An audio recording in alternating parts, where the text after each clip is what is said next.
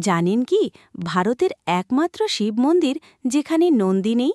প্রাচীনকালে ব্রহ্মার ৫টি মুখ ছিল, তার মধ্যে একটি মুখ সর্বদা দেবতাদের নিন্দা করত। দেবলোকের শান্তি নষ্ট হতে থাকলে দেবতারা শিবের কাছে আশ্রয় নেন। শিব রুদ্ররূপে ক্রুদ্ধ হয়ে নিন্দুক সেই মুখ কেটে ফেলেন।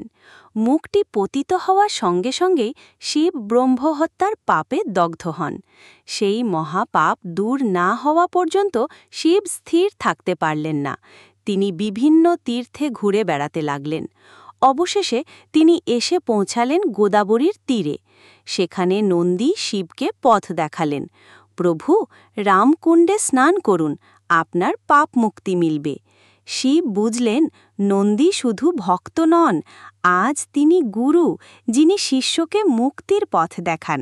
শিব রামকুণ্ডে স্নান করেন এবং ব্রহ্মহত্যার পাপ থেকে মুক্তি লাভ করেন। গুরুর মর্যাদা সর্বোচ্চ। এই নীতি মেনে শিব ঘোষণা করেন যে এই তীর্থে তার সামনে নন্দী বসবেন না। তাই নাসিকের কপেশ্বর মহাদেব মন্দিরে শিবলিঙ্গের সামনে নন্দী নেই। নন্দী গুরুর আসনে পাশে অবস্থান করেন। এই মন্দির তাই আজও গুরু শিষ্য ভক্তির অনন্য প্রতীক।